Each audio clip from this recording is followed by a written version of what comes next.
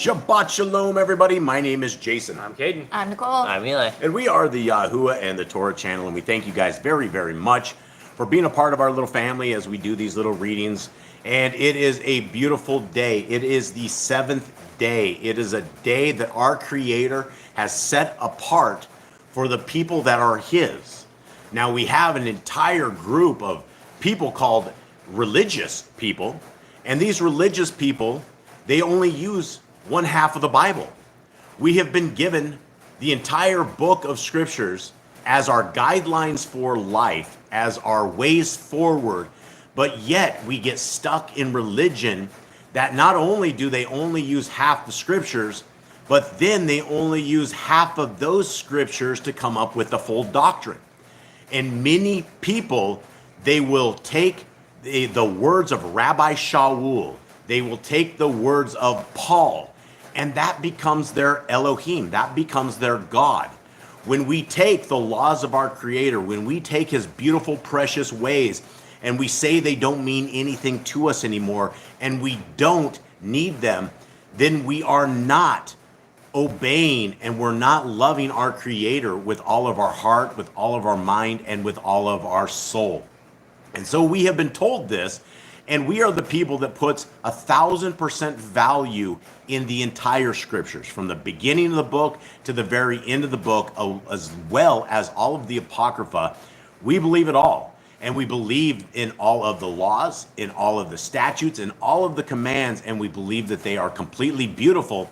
And when our Messiah, Jesus the Christ, Yahushua HaMashiach, says, "Depart from me, you who work lawlessness," we take that statement very seriously, because we don't want our Messiah to tell us to get lost. When he says, "Depart from me, you who work lawlessness," what he means is those who do not keep the ways of his Father, those who do not keep Genesis, Exodus, Numbers, and Deuteronomy, they're told to go to hell. And it's going to be a very scary endeavor, because they won't understand it, because they have been locked into a tradition of men. They are locked into what we call religion. And in Scriptures, we don't have anything that we're told to be a religion. We don't have any way except for Yah's ways. Cade, will you please open us in prayer? Father, thank you for this day. We thank you once again for your Shabbat. We thank you once again for your Torah. As we are a family looking for your will, looking for your greatness and what you have put in the Torah, what you have put in your word today. And we ask that your word is blessed. You put the Ruach on our eyes to understand, to be able to hear and obey, to be able to hear and understand what you have written out for us. Thank you for all you've done for us. In Jesus' name, amen. Okay, so here we are. What we are going to be doing is the very first thing. Let me actually take this. This, what you guys are looking at here, guys, you are looking at the finished version of Yah Scriptures. So not only was released as of yesterday. If you guys have a Google device, a phone, a tablet, a TV, or any one of these devices, Yah Scriptures is 100% free of charge. All 103 books with a restored name, the copy, the paste, all of this thing completely works. It is what we teach out of. It is what we teach with, and it is absolutely amazing. And what I'm doing right here, for anybody that wants to play with this, I'm putting the font all the way to the big part right here, and I'm going to go right here. And what we're going to do right now, I am going to read a commandment to you guys. Now, this commandment is one of these commandments that is it's in the Old Testament. So you will have 41,000 different religions that say, I have no value on this particular verse.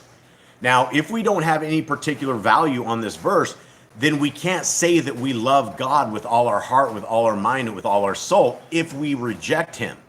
Now, before I read this verse, I would like to explain a little bit what I talked about my dear mother yesterday. And I bring up my dear mother a lot because she is a hardcore Christian. She loves the religion of Christianity. And even though it is a lawless religion, when you talk and look at Scriptures, she's okay with this. And what I told Mom, and she's one of those, she's a divorcee. Before I was ever set free, I had 3 different dads. I had 3 different last names. To get to where I am right now. Now, one of the things my mom was always very particular about was a faithfulness of a man. That a man needs to be faithful, a woman needs to be faithful, and that is how her marriages were destroyed, by a man who was cheating on her, and it destroyed her.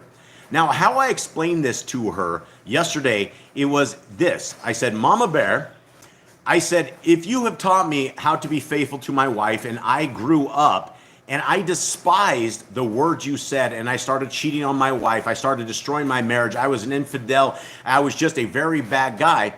How could I ever say that I love you, Mom, with all my heart, mind, and soul if I reject the words you say? So we went with this, and now this verse that we're just about to read is the exact same thing.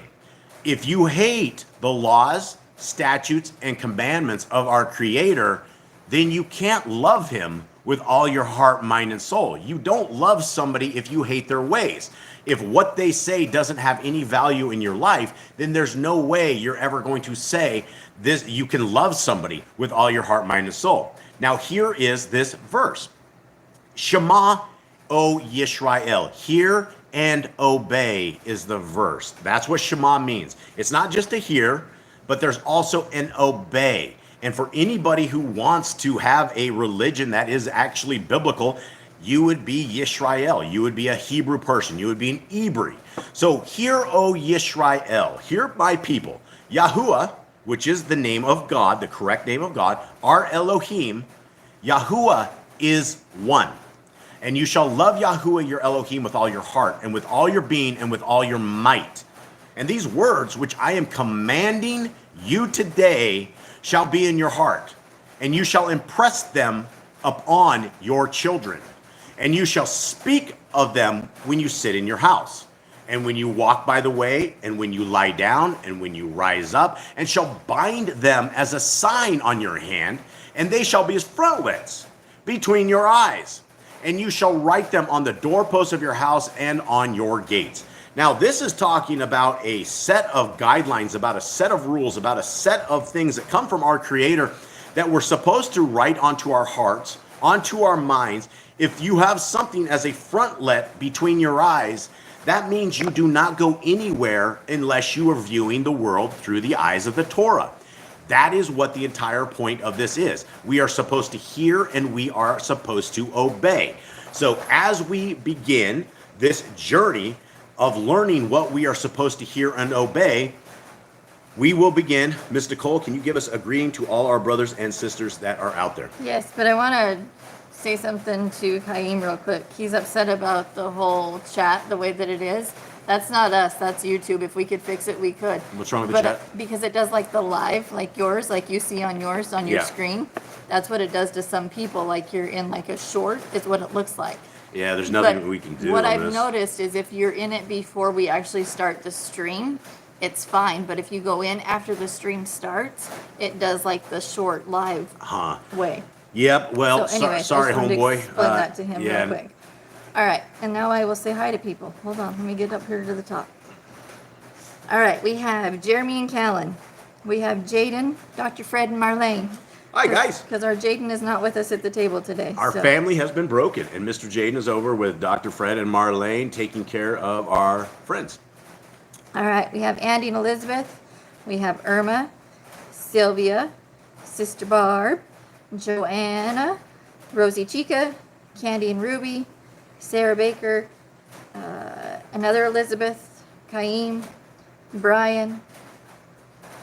I'm scrolling. Hold on. Jeannie, Not of This World, The Grand, Grandma, Cindy LJ and Tess. Obi Lines just showed up. A new name, Janet Purvis. Welcome. Oh, Mama CA. And I think that's everybody.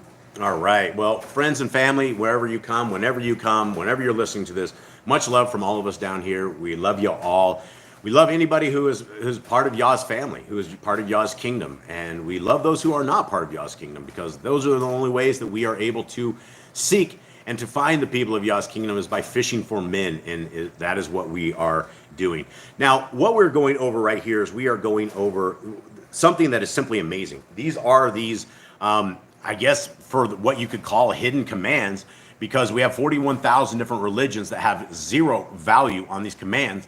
Well, these commands have 100% value if you want the kingdom life. If you're looking for the world to come, if you're looking for a different place, a place that has people that think a lot like we do, that want a different world, these are the commandments that we have been given throughout scriptures that we need to apply to our lives. We need to talk about them when we rise up and when we go to bed. They are absolutely everything that builds a foundational building of structure that is strong, right? This is what is the keys to life, and we've just been tossing these things in the ditch for so many decades. All right, so let us begin. And if anyone in the chat has any questions at all on any of these, let's talk about them as we roll. Okay. Commandment number 1 is to be fruitful. Commandment number 2, multiply, replenish the earth. And I'm gonna let you two go at this. Sarah, we did see your comment. The first thing Eli had some weird snafu with YouTube where it killed the very first stream, or it went live where we weren't supposed to go live. And so I did see your commandments on that, or your questions, and we will talk about that when we hit the Shabbat one, as far as that goes. Yeah, and I remember. Yeah, so Pharaoh is one of my nicknames my kids gave me. That was one of the things she said. Okay, gentlemen, continue on. Go slow as we're going over this so we can discuss this. All right, subdue it. Have dominion over the fish, fowl, and every living creature. The herb bearing and every tree is for food. Man and woman should build their own families. Master sin. Every clean moving thing that lives shall be food for you. Do not eat the blood. Walk before me and be perfect. Guard Yahuwah's covenant, laws, statutes, and commandments. Guys, and let's take a look at this. I stop on this one a lot, but part of keeping Sabbath, part of keeping all of this, guys, there is no other verse, there's no other commandment anywhere in Scriptures that is the length of this. Guys, this is over a page on this. And before we get too far, Ms. Nicole, will you throw the APK in here? I already did. Okay, I put it in there. Do you want me to do it again? No, One well, more time? for anyone that wants this same app that we're using, it's 100% free of charge. The APK is right there. We'll get it in the Google store at some point, but you can click install on this, and it will give you this exact same thing that we are messing with right here. But this is, guys, this is a huge commandment to guard Yahuwah's covenant, laws, statutes, and commandments. Now, this embraces all of the Torah, right? Because you don't find the covenant, laws, statutes, and commandment anywhere else except for the Old Testament. Now, the thing about the Christian religion is they have branded the Old Testament as simply that, old. It doesn't apply to us anymore. This is the old. And that's what my mom kept telling me. She's like, oh, but you're living under the old way. And I told her, I said, can you show me a difference? Where is the new way? Because the new way with the Son of the Most High is the exact same way that his dad had given us the commandments that we were supposed to live. Messiah just showed us that it is possible to do it, and he gave us all sorts of things. We use the eSword, help me understand. Yeah, eSword. This is also free on eSword as well. Okay, so guys, we have this huge command right here to guard the commandments, and that includes keeping the Sabbath day. That includes all of these other things that we are reading. Continuing on. Every male shall be circumcised 8 days old. Teach your children the commands and guard the way of Yahuwah. Remember Yahuwah's name for all generations. Keep the Passover, Pesach. Keep the feast of unleavened bread, the festival of matzah. There is one Torah for the stranger and the Hebrew. Okay, and so if we are coming from a Christian religion, and we are Christians, to be a Christian was what my mom explained to me, is that I need to be a follower of Christ. And she's like, don't you want to be a follower of Christ? And I'm like, absolutely. I want to be a follower of Christ. I also want to be a follower of Yahuwah. I want to be a follower of Father and Son and their ways. And you can't have one without the other, because you don't know what sin is. Unless you have the Torah, unless you have the first 5 books of Scriptures, you don't know what it is. And you will be judged based upon what you don't know. And if you are judged based upon what you don't know, that's your own fault. That is our own fault for being lazy and trying to find this once saved, always saved that does not exist in Scriptures, right? There's no such place in Scriptures that says once saved, always saved. Matthew 7 destroys that entire hoax of a comment, because Messiah Yahushua says, depart from me, you who work lawlessness. That's not saved, always saved, right? That's people that thought they were saved, and they're obviously being tossed into Gehenna, into hell, because of this. And so if you are coming out of any religion at all, it doesn't matter what religion, understand that our Creator has said there's one set of laws for anybody. It doesn't matter what part of the plains you came from. It matters that if you want to be a child of the Most High, if you want to be a candidate for the kingdom to come, then we have one set of guidelines, one set of laws, and these laws are what we are reading right now. Okay, sanctify all firstborn to Yahuwah. There are no mighty ones before Yahuwah. You shall not make graven images. Do not bring Yahuwah's name to naught. And keep the Shabbat. Honor your parents. Do not kill. Do not break wedlock. Do not steal. Do not make false accusations against your neighbor. Do not covet anything of your neighbor's. Do not make an altar from rock that a tool has touched. Do not go up to the altar by the steps. If a man steals cattle, he shall restore it 5 times. Yahuwah's laws for criminals. Do not lie with beast. No sacrifice to other Elohim. Do not oppress a stranger, fatherless, or widow. Do not charge your brother interest. If you oppress your neighbor's raiment, return to him before sunset. What? Oh, if you borrow your neighbor's raiment. How are we going to oppress our neighbor's raiment? We're going to not take it to the wash. We're going to burn it up. That is oppressing. Yeah, you shouldn't do that either. Return to him before sunset. Okay. Do not curse the ruler of your people. Do not eat what is torn of any beast. No false report. Do not follow a multitude of evil. Do not judge righteously against the poor. Bring back your enemy's cattle if you find it going astray. Help the animals of your enemy. Stay away from rumors and gossipers. Take no bribes. Do not oppress a stranger. Love the stranger. Give your land rest this Sabbath year. Do not mention any pagan names. Keep the feast of Yahuwah. Do not cook your goat in his mother's milk. Obey the messenger Yahuwah sends before you. Do not bow down to other Elohim. Serve Yahuwah. Make no covenant with other Elohim or outsiders of the land. Do not make use of anointing oil on a normal person. Do not make use of perfume on a normal person. Do not eat the fat. Do what you say you are going to do. Return what is your neighbor's. Obey Yahuwah's dietary laws. Women's time of separation. Obey Yahuwah's hygiene laws. Keep the Day of Atonement. Yom HaKippurim. Do not uncover the nakedness of your family. Do not take your woman's sister for wife. Do not lie with a woman in her uncleanness. Do not sacrifice your children to Moloch. Do not be a sodomite. Be holy. Do not reap the corners of your field. Do not reap the corners of your field, or you shall not glean your vineyard. Do not deal falsely or defraud your neighbor. Do not lie or be a liar. Pay your workers the day's wage they are due. Do not harm the disabled. Do not endanger your neighbor. Do not hate your brother. Rebuke your neighbor for his sin. Do not diverse your cattle. Love your neighbor as yourself. Yep. I skipped one. Okay. So continue on. Do not diverse your cattle. Do not mingle your seed. Do not mingle linen and wool. Do not lie with a taken woman. Do not eat the fruit of the trees for 3 years. Do not practice sorcery. Do not round your beard or the corners of your head. Do not cut yourself with the dead. Do not get tattoos. Do not prosecute your daughter. Do not defile your temple. Do not consult the medium. Respect your elders. Have correct weights and measures. Do not walk in the manners of the nation. Keep the feast of first fruits, Shavuot, Omer Count, Pentecost. Keep the feast of trumpets, Yom Torah. Keep the feast of Sukkot, Shem Yatzeret. If you blaspheme the name of Yahuwah, you shall be put to death. If you kill your neighbor's animal, you must give him another. Repay injury for injury. Honor the Yobel, the Jubilee year. Confess your sins to Yahuwah and repay who have trespassed against. The law of being a Nazir. Wear zizit on the four corners of your garments. The Torah of whoever touches a corpse. Follow Yahuwah's law of inheritance. The law of keeping your oath to Yahuwah. Do not add or take away from the word. Guard your soul. Learn to fear Yahuwah. Let's go back real quick, guys. Guard your soul. It's it seems like a simple enough thing.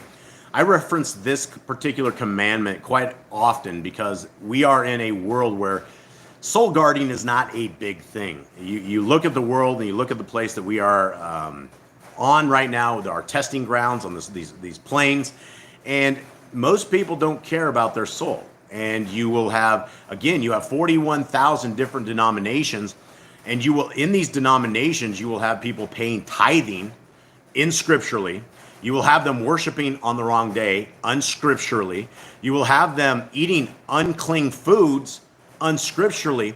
And when you mention that our Creator, that if you love Him with all of your heart, with all of your mind, and all of your soul, and He says vehemently, I don't want you to eat unclean food, it's an abomination to you, then when you eat that candy swine, then you are going against what the Creator of the universe wants for you to do. You are literally backstabbing your parent. You are going against the wishes of your parent. And when we are in this conundrum of unclean food versus clean food, when we go for the unclean food, we are absolutely not guarding our soul. When Messiah, Yahushua, Jesus the Christ, tells us, depart from me, you who are Torah-less, you who are lawless, you who do not keep my Father's commandments, that should be an eye raiser, the eyebrow raiser. We should be looking at that and studying this and understanding that this is a death sentence for our soul when we are not guarding it. And we can't ever say that we are guarding our soul when we're okay eating unclean food, going against the wishes of our Creator. Who are we that we should go against the hand of creation and do things that are contrary to Scriptures and that they will hurt us? That's what this is all about, guys. Guarding our soul essentially helps keep us alive. You don't want to eat these contaminated foods of unclean food because our Creator created things in a separate way, in a way that is unhealthy for the rest of humanity. And so if you want to guard your soul, number one, it begins with Shabbat. Number two, it begins with Torah keeping. Number three, you got the faith of Messiah. I mean, you can put that in whatever order you guys want, but it's a multi-lane highway that takes us to the kingdom, and it's not a single little itty path that is easy to run. That most don't make the kingdom. That's what Scripture says. And if most don't make the kingdom, where are the billions of people going to go? Continuing on. Learn to fear Yahuwah. Now, if we fear God, if we literally fear him, then we're going to fear his repercussions for us being bad boys and girls. And that's the problem, is when we get indoctrinated into a religion, then that religion has us believing things that are not in Scriptures. And it doesn't matter if they believe it. When we do it, that's where our souls are in danger. We need to be very, very, very careful on all of this. Continuing on. We need to love God, Yahuwah, with all of our heart. And I go back to that little thing that I talked to my mom about, that if I didn't do anything that they raised me with, and I was contrary to everything they said, and I hated their words, how could I really say that I love them? Right? Am I just a liar when I say I love you with all my heart, mind, and soul, but I go against everything my parents ever told me to do? That's the same understanding we have to have with our Creator. We can't be those derelict children that are bad. Continuing on. Bind the Torah upon your hand and the frontlets between your eyes. Write the laws on your doorposts. Do not tempt Yahuwah. Do what is right and good in the sight of Yahuwah. Do not be afraid of your enemies. Remember Yahuwah. Circumcise your heart. Cleave to Yahuwah. Swear by his name. Destroy graven images. Slow down, boys. Do not make an idol of Yahuwah as the pagans do their Elohim. Rejoice in all Yahuwah has blessed you with. Do not do what is right in your own eyes. Guys, let's go back up to rejoice in all that Yahuwah has blessed you with. Guys, every breath of air that we take in should be something that we consider a blessing, right? He created stuff that we can't even see, that we have to have, and we don't have it. We're flipping around on the ground like a fish, right? You have two eyes, you have one eye, you still have one eye. If you are able to see it all, if you have no eyes, then thank our Creator that you have ears to hear, right? Every single aspect of our Creator, his design, we have been blessed with. From the meals, every single bite we eat, for every breath we take, every single day that we survive these lands, we need to be thankful that we've been blessed. When we wake up in the morning, are we praying, thanking our Creator that he's blessed us with another day we can be alive? We don't know when our day of accounting is going to be. We don't know when we're going to take our last breath. Every single moment of our lives are a blessing, and it has been, it's generous. Our Creator has generously given us a wonderful body that we can all walk around with, that we are all capable with. We have two hands. Some of us don't have two hands, but we still have a hand. We can still do things in an amazing way, and every last aspect of creation for us is a blessing. Every last aspect of everything that our Creator does has done it for us, that we can have a great little ecosystem. We can have a great little dome, and we can have our own little terrarium system. So everything he has done is a blessing. And so when we are down on our so-called luck, when we're down in life, when everything is going bad, this is still time to rejoice. This is all time to praise our Creator for that breath of air. It may not be an easy task, walking and living and breathing and doing all this stuff, but we're still here, right? And for every last moment that we are still here, we need to thank our Creator that he chose us out of all sorts of different things that he could have put in our place, and he gave us this opportunity. Continuing on. Do not do what is right in your own eyes. Do not hearken to the words of the false prophets. Do not make any baldness between your eyes for the dead. You shall not eat any abominable thing. You shall give to a stranger of clean food that dies of itself, but you shall not eat of it. Give the tithe of your increase of seed year by year. Laws to the end of the 7-year lease. Do not borrow from the nations. Do not harden your heart, nor shut your hands from the poor. Guard month 1 of Yahuwah's calendar. 3 times a year, all males shall appear before Yahuwah. Eli, will you not talk into your hand, please? Thank you. You shall make judges and officers in all your gates. Do not plant Asherah poles near the altar. Beautiful. Thank you. There must be 2 or 3 witnesses. Hearken to the Nabai, prophet Yahuwah has chosen. The private test of Deuteronomy. Do not remove your neighbor's property line. How to deal with a false witness among Torah keepers. The first child is to eat double portions. If your brother's cattle or clothes are lost and you find them, you must return them. A woman should not wear what pertains to a man, nor a man wear what pertains to a woman. If you find a bird's nest with the mother and the babies, or eggs, take the babies, but not the mother. If you build a new house with a flat roof that it will be lived on, you must put a railing around it. Do not be a prostitute. Do not use dirty money. The law of divorce. Do not take a person's millstone for a pledge. If you lend to your brother, do not enter his house to get payment, you must bring it to you. Return his clothing before sunset, that was his pledge. Do not oppress a hired servant that is poor and needy. Every man should be put to death for his own sin. Do not go back to the forgotten sheep in the field, the for the stranger, fatherless, and widow. Do not muzzle your ox when he treads out grain. If your brother dies and has no child, you shall take his wife and him the firstborn after your brother. At the end of 7 years, you are to read the Torah at the Feast of Sukkot, the Feast of Tabernacles. Okay, I'm going back to Irma's. Irma had a comment here, and I actually have another phone here, so I'm reading comments on that. And she was talking about a discussion in Genesis 9 that says anything that is saying pork. The discussion in Genesis 9 is about every living thing that crawls is food for you. And that is absolutely, here's the problem where we are in Christianity, is that we don't understand the scriptures because we don't read it. And if you don't read it, then you're just going to look at a certain verse and go, oh, this must be what this means.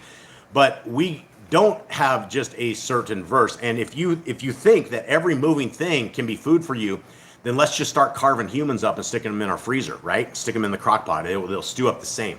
That's unclean food. How do we know that Genesis 9 doesn't mean every living thing like this? Because we have other scriptures. And we had, prior to any of this, we had Abraham, Isaac, and Jacob. We had all these guys eating clean food, all of these things. And then we have Leviticus 11, which, funny enough, is the chapter for today. And so as we are getting into this will be a great chapter. If anyone out there is wondering about what foods we can eat and what not, Eli, here, just pop away, bro. Leviticus 11, here. I got it, bro. Okay, so here we are. Since Eli's been gone, I've been doing my own producing. I'm doing good, I think. I'll leave that up to you guys, though.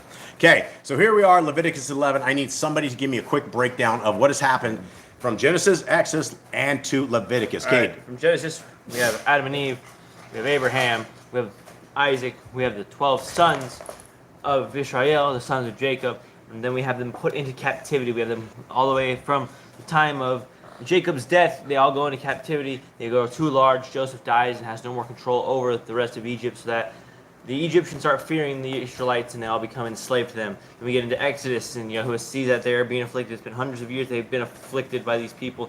He sends his chosen one, Moses. Instead of him dying, he sends him down the river. He sends him to live, he sends him to be saved. And as he grows up, as he runs away from Egypt, from killing the Egyptian, Yahuwah tells him, he goes, you are going to save my people. Go save my people. Get your brother. Take him out of Egypt, and you will be my people. And he did. He took them out. The Israelites have always, since the beginning, since he got there, they've given him issues. They're still giving him issues. To the point where he goes up to the Mount Zion, or not Mount Zion, but Mount Sinai to get the commands. He gets the commands, and they make a golden calf, and they upset Yahuwah. They upset Moses, and they cut themselves off a bit from Yahuwah. And then Yahuwah goes into Leviticus, and we get commands. We get how to build a tabernacle. We get how to do sacrifices. We get how to stay clean and kodesh in the lands. And now today we get how to do the food, what food to eat, what should we eat, what is clean, what is unclean. Yeah, and so these are probably the greatest set of rules right here that define everything when it comes to food. And when we go against this, then we are going against the wishes of the creator of the universe. Seems kind of dangerous to me. Seems like one of these things that we probably wouldn't want to do. And I saw Jeremy had a comment a little bit above there, talking about how people will, the Christians will bless their food, right? They will take shrimp, they will take lobster, they will take pig, and they will like, Father, please bless this food. And they will take the words of Rabbi Shaul, who, number one, Paul was not writing to you. If you think that you're going to take a doctrine from Rabbi Paul, Shaul, and you make it a guidepost for life, and it goes contrary to what Scripture says, then by default, Paul is your God. That is your Elohim. And that is something that the Christians reject. They're like, that is not true at all. Paul is not our God. Well, if he's not your God, then why do you eat unclean food? Why have you forsaken the law? Why have you gone down the wrong path? Because a gentleman was writing a letter to a people thousands of years ago who are not you, with problems that you do not have. He's not speaking to you. This is a third party. You're eavesdropping on a conversation with Rabbi Shaul. And if you're using things that are unbiblical as doctrine, then you're going to be left behind. When I say left behind, Messiah says, depart from me, you who work lawlessness. That's left behind. So continuing on. And yeah, some people say Paul didn't preach against the Torah, but you have an entire religion of people that will take the words of Rabbi Shaul out of context. When you bypass the first half of the book, and then you only use a third of the rest of the book that you're supposed to be using instead of the rest of it, it's very, very dangerous. And it is because of Rabbi Shaul and his words that many, many, many people are never going to make the kingdom because that is their God. And Rabbi Shaul is not going to be there on Judgment Day. He's not going to be your advocate. Rabbi Shaul is just a man. Now, let us begin into this. Do we have anything mystical? I don't think so. Okay. And then behind the service, yeah, absolutely. I'm just reading Sister Barb's stuff. Okay. They twisted his words. They did twist his words, but the words, unless you understand exactly what he's talking about inside of it, it can be very much twisted. That is the problem. You have 3 billion people that are in a Christian religion, and Paul is the only doctrine that they have. And so their souls are in danger, and it doesn't matter how we scrape and try to get them to open their eyes. It's nearly impossible to some. Okay, now here we are. Leviticus 11. And Yahuwah spoke to Moshe and to Aaron, saying to them, speak to the children of Yisrael, saying, these are the living creatures which you do eat among the beasts that are on the earth. Okay, so the children of Yisrael, this is you guys. Guys, this is speak to the people who want to be God's children, right? These are what we can eat, right? Okay, so this is what we eat. Whatever has a split hoof, completely divided, chewing the cud among the beasts that you do eat. Okay, let's talk about that. We have a split hoof, completely divided, chewing the cud among the beasts. What's the very first one that comes to mind? Cow. Split hoof. These things chew the cud all the time. They chew the cud more than they chew grass, I think. So we have a cow. What else do we have that has a split hoof, chews the cud among the beasts? Deer. Elk. Things of this. Buffalo. Is buffalo? Yeah, buffalo's clean, right? Split hoof. Okay, continue on. 4. Only these you do not eat among those that chew the cud or those that have a split hoof. The camel, because it chews the cud but does not have a split hoof, it is unclean to you. And the rabbit, because it chews the cud but does not have a split hoof, it is unclean to you. And the hare, because it chews the cud but does not have a split hoof, it is unclean to you. And the pig, though it has a split hoof, completely divided, yet does not chew the cud, it is unclean to you. Their flesh you do not eat, and their carcasses you do not touch. They are unclean to you. Okay, what is this saying right here? The carcass, what is a carcass, fellas? Their corpse. Their corpse, dead body. their dead body, right? Why wouldn't we want to touch the dead corpse of an unclean animal? Because it has all the parasites, because it's no longer like a living animal, and it's going to, all the infestations are going to come out of it when it's dead. Absolutely. And so the pig is one of these special animals, and I think it was Sister Barb that talked about it a long time ago, that tossed something out, that she thought that pig had been redesigned by the fallen, and that they weren't exactly what they were, that they were, this was like a trick of the fallen. If it wasn't Sister Barbara, it was somebody else out there. But they were talking about this, and it makes a lot of sense. The pig this is the one animal that you absolutely cannot get the Christians to stop eating. And this animal does not have the same sweat glands. It does not have the same body type as everything else. These things are they're disgusting. They're very much disgusting. And the worms and the parasites that live in the pigs, and the pigs are completely happy. They don't have a problem with these worms and these, all these, there's tons and tons and tons of parasites in the pig, and they're meant because of the janitors of the earth. They can go eat a human corpse. They go around and eat feces. They go around and eat they'll eat their dead young, right? They will eat absolutely everything. They'll eat you if you fall into a pig pit, right? That's what it is. And then all of a sudden, we're especially coming from the United States of America. I remember growing up in the 80s and 90s where they had the commercials on TV about the great white meat and how they went and they started basically selling pig everywhere, and they countered it to cows and things. And the thing is, pigs they'll mass produce, and they'll have a tremendous amount of babies, and these things are all infestated, every single thing of this. And then you have to fry the worms and the parasites and the disgusting stuff out of the pig, and yet there's still 300,000 people in North America alone that get sick and go to the hospital every single year because they eat they don't uncook pig. It's not something that we are supposed to eat. Cow's meat does not end up like this, right? You don't want critters that are willing to eat meat, and they're willing to eat all this germs and all this crap that we have out there. And so it's very, very important. Pig is like the hook. If you had a hook on, the devil was fishing and you had a hook, at the end of that hook would be a nice little chunk of pig.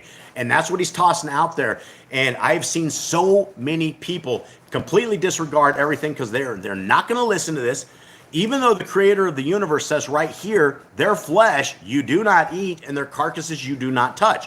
So if you hear these words and you go and you put a piece of pig in your mouth, don't expect that the kingdom is going to be part of your journey. Do you think that we're going to be called to Mount Zion, that we're going to be called to a kingdom to come, and you're going to be sitting there macking on pork rinds? You think you're going to be eating bacon on your way and eggs and things of that nature? Eggs, probably. Bacon? Absolutely not. Guys, we're not supposed to touch their bodies. We're not supposed to, their dead bodies, and we're not supposed to eat them. Continuing on. These you do eat of all that are in the waters. Anyone that has fins and scales in the water, in the seas, or in the rivers, that you do eat. But all that have not fins and scales in the seas and in the rivers, all that move in the waters, or any living creature which is in the waters, they are an abomination to you. They are an abomination to you. Of their flesh you do not eat, and their carcasses you abominate. Okay, so not only this, but our Creator has said, look, if you're dealing with stuff that have not fins and scales, don't eat it. Guys, what are we talking about here? What doesn't have fins and scales? Lobster, crab, shrimp, crab, and Oysters. all of these. What? Oysters. Yeah, all those things. And when I've talked about this before, but when I was a kid, I was a terrible fish bowl owner as a child. My fish were always dying because I was always feeding them way too much, and I killed them all. I just figured that they were hungry. They looked hungry to me, and I killed them all. But during my endeavors with my fish bowls, I ended up with crabs in the fish tank. And the crabs in the fish tank, these things, no matter how you had the top covered, somehow these things would always slip out through the top. Now, when a fish died, because I was a lazy, bad child that did not clean my fish bowl, I would observe the dead fish at the bottom, and he would turn white, and then I would notice my crab come along and grab this like rotten piece of flesh and eat it. And so I didn't have to clean my fish bowl when I had the crabs because they would take care of it. Those are things we would not want to eat, right? When you take a shrimp and you take a bunch of shrimp and you throw it in a bucket of contaminated water, inside of several weeks, that water will be completely clean. These shrimp suck down all of that contaminants in that water. When you guys pop one of those shrimp in your mouth, you're taking a hormone pus pocket and you're popping that sucker in your mouth. This is not a clean animal. These animals, the things that our creators told us not to eat, are things that are deadly to the human being. And so it's not that our Creator is trying to take away our fun town. It's not that He wants us not to have the great taste of things, because He never said you can't have sugar, although He said you can't be a glutton. But there's foods that we can absolutely eat that are far better than swine, but yet the Christians want the swine. Okay, continuing on. Anything in the... No, they're just giving you ideas of what not to eat. Okay, 13. Okay. And these you do abominate among the birds. Okay, the things you hate, right? If it's an abomination, it's stuff we do not like.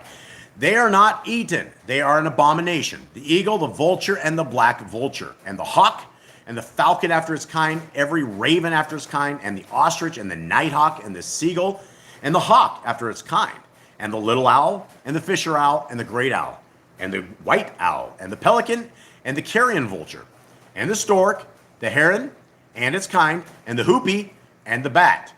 Okay, let's talk about all of those things right there. What did I just describe in that particular set of animals?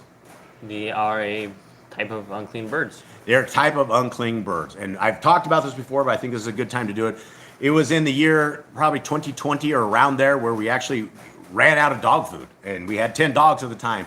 And we had no other options. We had some little tiny guns. And so we started clipping birds. And we decided that the only shot that we had at keeping us all alive was to feed the dogs birds. And so we would go out there and we would be shooting these birds. And the first thing that we discovered when we shot little birds is there's not a lot of meat on there. When you skin a bird, which is probably something that doesn't seem real nasty, But for anybody that's never done it, we didn't know how to do it. We looked at a kid on YouTube that did it, and we started skinning the birds. And the first thing is that we notice is there's just small amounts of meat. All you have really on a bird is the chest. Everything else is just is bones. And so we're sitting out there and we're skinning birds after bird after bird. And I decided that, you know what? I think we're going to have to step this one up, fellas. I think we're going to have to nail these vultures. Because these vultures are huge birds. And these vultures are absolutely disgusting critters. Like if you're looking at anything that is completely gross, and the vulture lives in the same kind of area as the owl, as all of these hawks. All of these animals will land upon dead, or they will take them live and they will rip them to shreds. Things that we cannot eat, these guys are able to eat. And so as we were going through this time, we never ever, I don't think did we ever end up skinning a vulture? No. We decided the vulture we weren't going to do. I think we never shot even shot one. We didn't shoot one? No. I think we did. I think we were deciding upon it, and I don't think any you were one of trying us. to, but you never did. I thought we did. You shot at them, but I don't think we ever killed them. And you guys were with us. Did we ever shoot? Did we ever catch one? We tried shooting them, but like We couldn't drop them? Yeah, no. Okay. Anyway, regardless, we decided that it was not in our best interest to put our hands inside of a filthy vulture because these things, there's reasons our Creator has created absolutely everything they have. Now, if you look at these vultures, they don't have a hair on top of their heads, right? They don't have anything like this. Why? Because these things will gnaw a hole inside of something and then they will stick their entire head deep down in this pocket of blood and guts, and it will sit there and it will have a delicious meal. Now, it doesn't have this stuff all over the top of its head, so it comes out. These critters were designed to deal with the dying dead. They are something that our Creator has made for a janitorial service for the lands, and when he says we shouldn't eat them, it's because we shouldn't. And when you watch the prey that these birds that we just talked about eat, it's pretty gross, the stuff they eat. It's not something we're going to want to fry up at all. Okay, continuing time. Was Genesis 9, what's that last thing say? Genesis 9:3 was permitted in Noah's time. 9:3, we're not talking about eating anything. If you believe that what you're saying is all food, like they could eat anything, it was not permitted during Noah's time. Let's talk about this real quick. How many animals, gentlemen? Eli, wake up, please. Yeah. How many? Oh, your eyes are shut. Come over here. Okay, how many animals got on the ark? 7 of each, or 14 of each clean one, 7 males and 7 females, and 1 male and 1 female of each unclean one. Yes, so Noah took onto the ark the cling animals he was going to use for his cling sacrifices and the things he was going to use for food. Noah, the families before that, nobody ever ate unclean food. It just did not happen. There's a tremendous amount of books in the Apocrypha that back all of this up, that never before were the people of Yah, the people of our Creator, eating unclean food. And so that's the understanding that you guys have to have, is if there was never a set of people, a precedence of people eating unclean food, and you're eating unclean food, what chance do we have to make the kingdom if you're doing that and know that you shouldn't be doing that? Okay, continuing on. Where are we at here? We are 20? 20? Yes. Oh, yes. Yep. Insects. All right, let's get to them. Let's hit it in. All flying insects that creep on all fours is an abomination to you. Okay, so what insects creep on all fours? What do you got? ants. Flies. Yeah. Do they creep on all fours? Yeah, I think they have. technically. Okay. Only these you do eat of every flying insect that creeps on all fours. These which have jointed legs above their feet with which to leap on the earth. Huge distinction, right? So all of a sudden, what do we have? Actually, we'll just read it. These of them you do not eat. Okay. Actually, You do eat. Okay, sorry. These of them you do eat. The locust after its kind, and the destroying locust after its kind, and the cricket after its kind, and the grasshopper after its kind.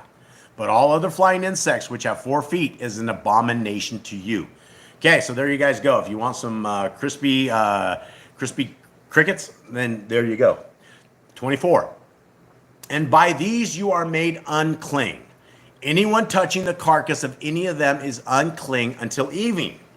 And anyone picking up part of the carcass of any of them has to wash his garments and shall be unclean until evening. This part of unclean until evening, I know that everybody has an issue with the day that Shabbat begins or the time that Shabbat begins.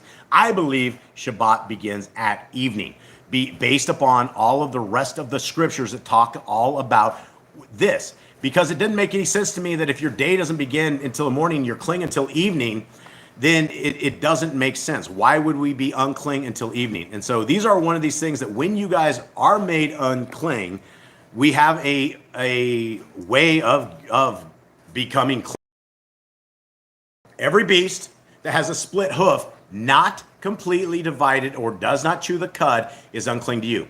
Anyone who touches their carcass is unclean. And whatever goes on its paws, among all the creatures that go on all fours, those are unclean to you. Anyone who touches their carcass is unclean until evening. He who picks up their carcass has to wash his garments and shall be unclean until evening. They are unclean to you. And we've had this guy we nicknamed Evil Eric.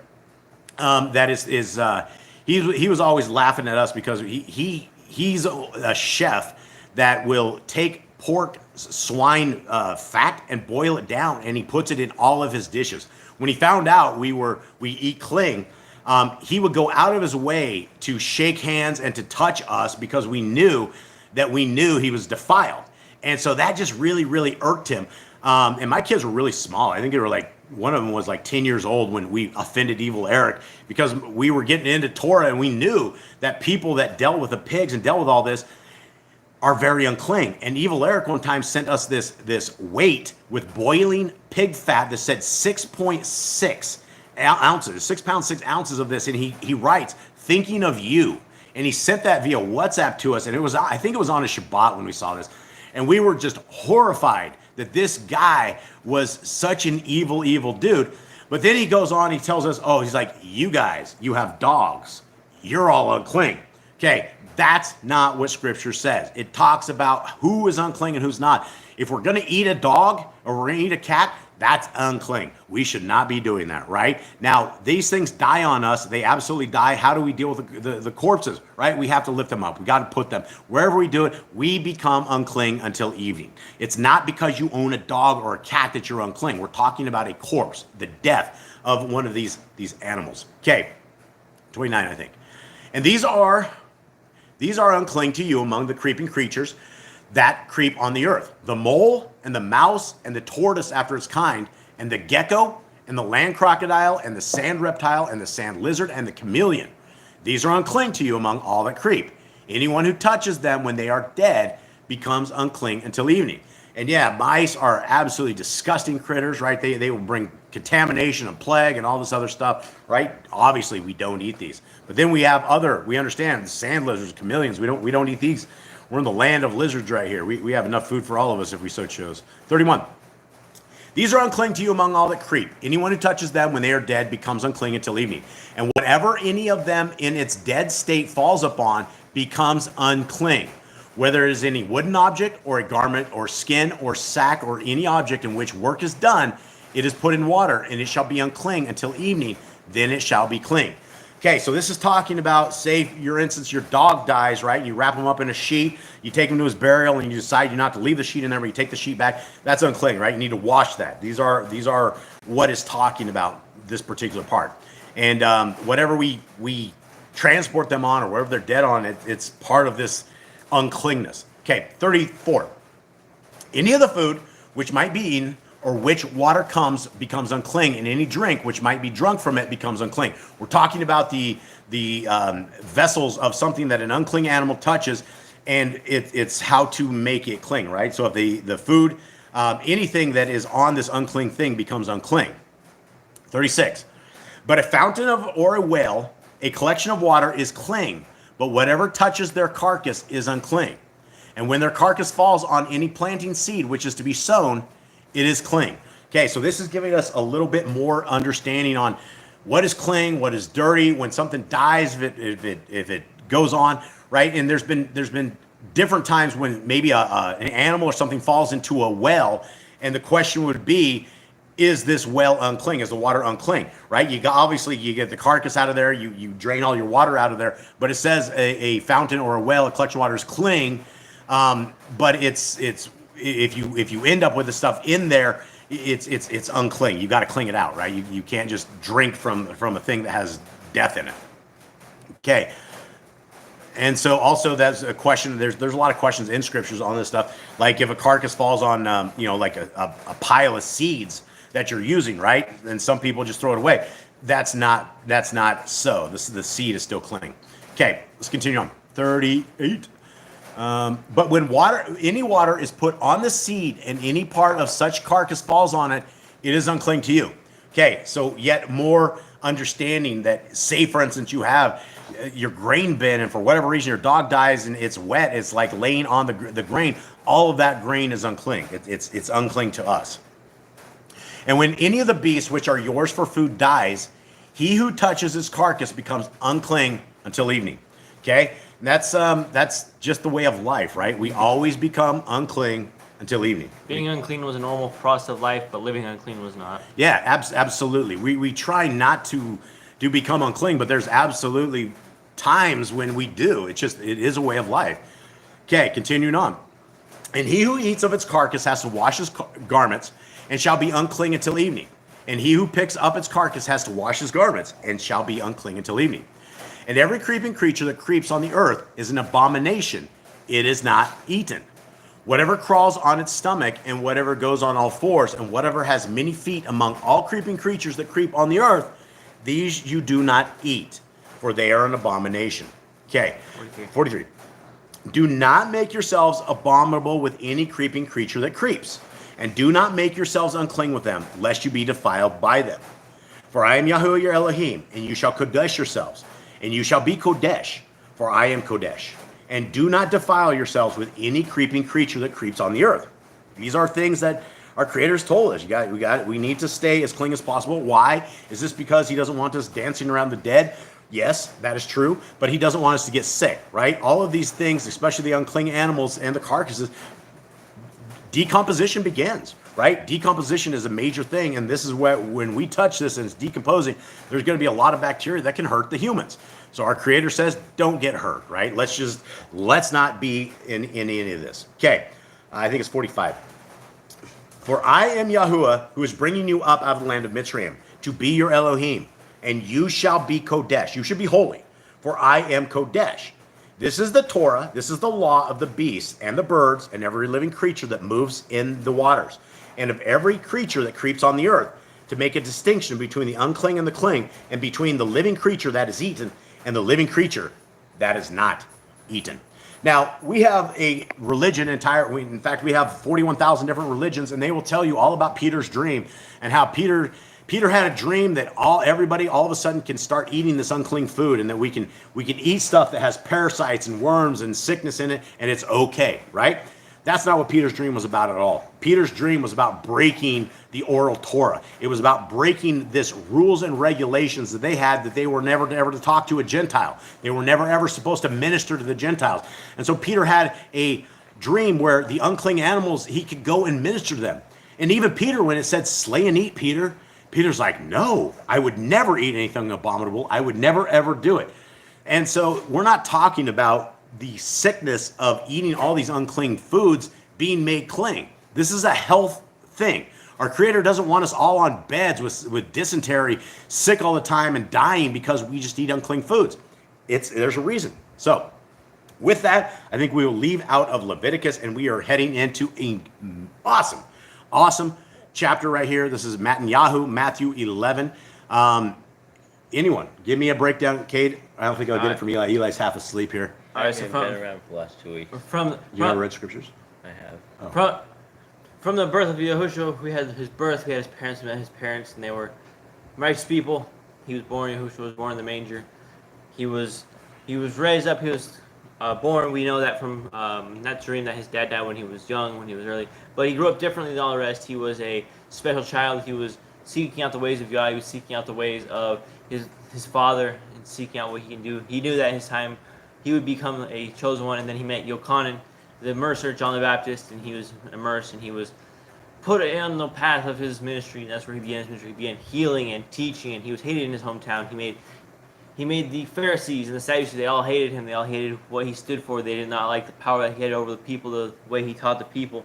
And if they continued to plot against him, they continued to hate him in his heart. And Yahushua continued to teach the good news. He continues to teach the great things. He continues to teach the Torah and what is the way of life, how we should act. He is the Torah made flesh, so he is demonstrating what the Torah made flesh would look like.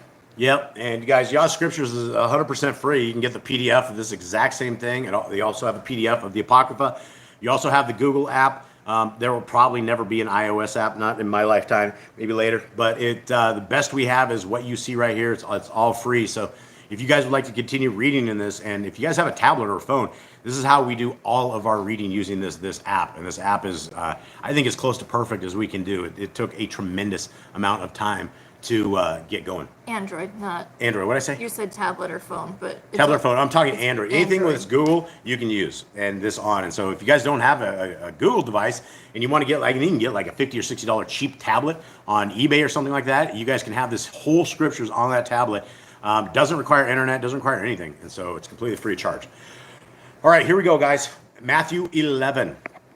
And it came to be when Yahushua ended instructing his 12 Talmidim that he departed from there to teach and to proclaim in their cities. And when Yochanan had heard in the prison of the works of Mashiach, he sent 2 of his Talmidim and said to them, "Are you the coming one, or do we look for another?" And Yahushua answering said to them, "Go report to Yochanan what you see and hear. Blind receive sight and lame walk. Lepers are cleansed and deaf hear. Dead are raised up and poor are brought the good news. And Baruch, blessed is he who does not stumble in me." Okay, I think these are very much worth discussing because we get a lot more out of the book of the Nazarene, a lot about this particular part. But in the book of the Nazarene, it talks about Yochanan the Immerser, John the Baptist, who you guys know him as. There's no J's in Hebrew. The guy's name would have never been John. But Yochanan was, he was getting a little nervous. He was stuck in prison. He was stuck in there. All he had was his people coming and telling him stuff, and he was hearing all of these amazing things about the Messiah. And then he gets a little paranoid, right? And he goes, "Are you the coming one, or do we look for another?" And the answer is amazing because it's not really an answer, right? It's simply go back and tell him what you've already seen, the miracle stuff. That is, just go describe what is happening, and people will be able to put that together. Okay, and Baruch is, and blessed is he who does not stumble in me. And as these were going, Yahushua began to say to the crowds concerning Yochanan, "What did you go out into the wilderness to see? A reed shaken by the wind? But what did you go out to see? A man dressed in soft garments? Look, those wearing fine softness are in the houses of sovereigns. But what did you go out to see? A Nabai, a prophet? Yes, I say to you, and more than a Nabai. For this is he of whom it was written, 'See, I send my messenger before your face, and who shall prepare your way before you.'" So this is prophecy being fulfilled, and Messiah letting everybody know what's going on. And for the people of that time, it may have not made a tremendous amount of sense. For us who have been gifted and blessed with the scriptures for all the time that we're willing to read it, this is amazing that this is prophecy coming to be fulfilled. And one thing that we can get out of the book of the Nazarene that we don't get anywhere else is that our let's see, where was I going with this? I think I just lost my train of thought as I was reading the comments. Hold on, guys. I know it's going to come back. I think I got harped. My mind is gone. It's not coming back. All right, I'm continuing on. So, sorry, folks. Let's see. Where are we at? 10. 10? 11? I got 10 and 11. No, it's 11. Okay, so truly I say to you, among those born of women, there has not risen one greater than Yochanan the Immerser, yet the least one in the reign of the Shemaim is greater than he. Okay, it came back to me, guys, because this verse actually brought it here. This is what Messiah Yahushua reiterates very much in the book of the Nazarene, and this is something that is very, very important, guys. John the Baptist was the man, right? This was the dude. Yochanan the Immerser was a humble guy. He very moderate of everything, right? And when you read the extracurricular books, the one book, it's the book of John, which is about Yochanan. It talks about the way he was and about his upbringing, and that he literally lived in a cave. He was hustled off to live into a cave to be saved. But when the Messiah tells us in the book of the Nazarene that unless all of us rise up to the same level of Yochanan the Immerser, John the Baptist, we're not going to make the Shemaim. And I sat and I contemplated on that verse for a very, very long time and was trying to figure that out. And the best that I can come up with is that the kingdom to come is truly a place of holy folks. It is a place of a people who not only love the laws, statutes, and commandments of our Creator, but are people who are willing to put them into their lives and to make them. Now, my dogs are getting a little rowdy here, guys, so I'm going to apologize before anything happens, just in case it does happen. Okay, so it's continuing on. 12. And from the days of Yochanan the Immerser till now, the reign of the Shamayim is violated, and the violent seize it. And it's not seize it, but seize it, right? For all the Nebiim and the Torah, Nabu till Yochanan. And again, this is the prophecy being made whole. That all of these things from back in the days, from back in the prophets, it's happening. Messiah is here, and this was what everybody's waiting on. And most people still don't see it. They haven't figured this out. 14 says, and if you want to accept it, he is Eliyahu who was about to come. He who has ears to hear, let him hear. And to what shall I compare this generation? It is like children sitting in the marketplace and calling to their companions and saying, we played the flute for you, and you did not dance. We lamented for you, to you, and you did not beat the breast. For Yochanan came neither eating nor drinking, and they say he has a demon. The son of Adam, the Ben of Adam, who's Messiah Yahushua, came eating and drinking, and they say, see, a man, a glutton, and a wine drinker, a friend of tax collectors and sinners, and wisdom was declared right by her works. Then he began to reproach the cities in which most of his miracles had been done, because they did not repent. Woe to you, Chorazin! Woe to you, Beth Zaida! Because if the miracles which were done in you had been done in Zor and Zidon, they would have repented long ago in sackcloth and ashes. But I say to you, it shall be more bearable for Zor and Zidon in the day of judgment than for you. And you, Kephar-Nahum, who were exalted to the Shamayim, shall be brought down to the grave. Because if the miracles which were done in you had been done in Sodom, which is Sodom, it would have remained until this day. But I say to you that it shall be more bearable for the land of Sodom in the day of judgment than for you. At this time, Yahushua responding said, I thank you, Father, Adon of the Shamayim and earth, because you have hidden these from clever and learned ones and have revealed them to children. Okay, let's talk about this, right? Guys, what this one single verse right here either makes our Messiah a liar or the Christian religion a liar. What do I mean by this? We have a religion that says the Father and the Son and the Ruach HaKodesh are all the same entity, and they have the entire world confused. This entire notion never even came to light until 325 AD. Thousands of years ago from us, hundreds of years after Messiah went, the Catholic Church decided that they were all one, and they did this thing called the Creed of Nicaea, where they went and they declared all of these unholy, unkodesh, unbiblical statements, and everybody took off with them and they ran with them. But Messiah right here says, I thank you, Father, Adon of the Shamayim and earth, because you have hidden these from clever and learned ones and have revealed them to children. Now let's talk about this. How would this sound if the Trinity was real? It would say, I thank myself. I am the Father. I'm the Adon of the Shamayim and earth, because I have hidden these things from clever and learned ones and have revealed them to children. Right? So we have to completely rewrite scriptures to get the Trinity out of this, because there is no place in scriptures anywhere that it says anything about a Trinity. And you can take us back to the book of Isaiah and talk about Emmanuel, and you can look at the wrong translations that the Septuagint has it right. So before you take one single verse and you decide that the Creator and His Son are all the same, and that the Creator died at the hands of Hasatan for 3 days, that's not what happened. And it doesn't say that anywhere. And so that is one of these things I'm always talking about. Not my will, but my will be done.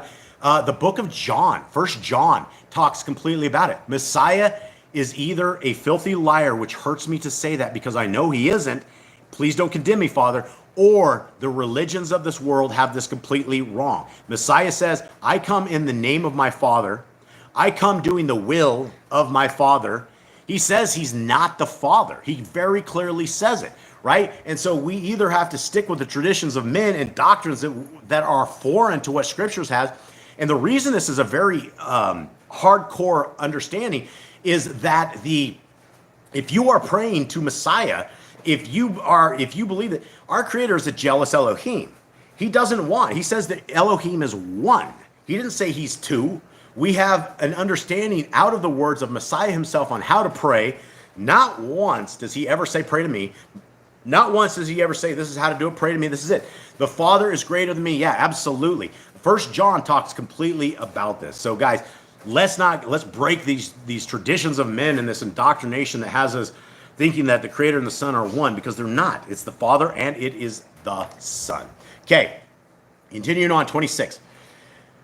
Yes, Father, because so it was well-pleasing in your sight, right? And he's coming off of 25 that says, you have hidden these from the clever and learned ones and have revealed them to children. Yes, Father, because it was pleasing in your sight. Anybody that's taken any basic English understands what your is, me is, them, we, all of these things. Messiah never talks as a we. He never talks as a singular. He always talks as a dual purpose person or entity. Call him what you want. Okay. 27. All have been handed over to me by my Father, and no one knows the Son except the Father, nor does anyone know the Father except the Son, and he to whom the Son wants to reveal to him. Again, this is a Trinity breaker right here, guys. This is a problem, right? If you think that the Trinity, the Father and the Son are one, then we have a tremendous amount of problems inside the Scriptures, because Messiah says it was handed over to him by his Father. Now, he's either lying and he might be, kind of loony when he thinks he's all the same person, right? That would be called a schizophrenic, right? You people who believe that there are multiple people on this, but Messiah never says he's multiple people. In fact, he says that nobody knows him except his Father, and nobody knows the Father except him. And people are like, well, we know God. We know Yahuwah. You guys don't know him. Guys, he was with his Son during creation. The Torah was built thousands of years before creation, before we ever had separation of light and darkness in the realm that we knew of. Our Creator and his Son were hanging out. That's a dynamic duo. They're doing it. The Son has obviously grown up under the Father in another realm, and that's why he knew the Torah absolutely perfectly, right? And so don't get caught up on these things and think that the Father and the Son are the same. They are not. They are two separate entities that are doing the will of the Father. Continuing on. 28. Come to me. Is that right? Yeah. Yep. Okay. Did I do that? I'll hand it over to the Father. Yep. 20. Come to me, all you who labor and are burdened, and I shall give you rest. Take my yoke upon you and learn from me, for I am meek and humble in heart, and you shall find rest for your beings. For my yoke is gentle and my burden is light. Guys, what are you talking about? What kind of yoke are we talking about? We're talking about the Torah, right? We're talking about the most amazing yoke that you can ever have. Guys, not all yokes are burdens. We're not talking about a yoke that you stick around a whole set of oxen. We're talking about a yoke that will sustain us and put us together as a family of our Creator in a way that he wants us to behave, in a way that he wants us to act. Guys, we have a choice right now. Are we willing to serve Elohim Most High, or are we wanting to serve the devil? There's no two ways. There's not a midway. There's not a middle of the road. There's a gate and the wide path that leads to destruction. So we have a chance that we can either find this small little gate that leads to a purposeful world, or we can be stuck in the world, look like the world, taste like the world, watch these hellacious movies and watch all this demonology and be part of this, and we'll be skipped when it comes to the kingdom. And guys, this is what we all want to see each other in the kingdom. I want to see all you guys there. I hope I make the kingdom. I don't know if I'll make the kingdom. I don't know if my family will make the kingdom, but we're going to strive and we're going to work as hard as we possibly can, and we're never going to give up, and we're never going to falter. And when anyone comes against us and says, hey, you know what? This Torah is a mess. This Torah is a bondage. This Torah is, I will never listen to that. I will never ever say that, because the Torah is not a bondage. It is a blessing, and it will make strong families. It will make strong people. It doesn't matter if you have a dad or a mom. If you have the Torah, you have a Father that gave us life and gave us the rule set to go forward. So guys, with that, I think we have done enough for the day. We love you all, and we God bless the people. let's bless the people. Eli. Yahuwah brought you and guard you. Yahuwah make his face shine upon you and show favor to you. Yahuwah lift up his face upon you and give you peace. Thus they shall put my name on the children of Israel, and I myself shall barak them. Okay, so guys, here we are. Our last song. We love you all. The dogs are going to go crazy like always. And let's get it up.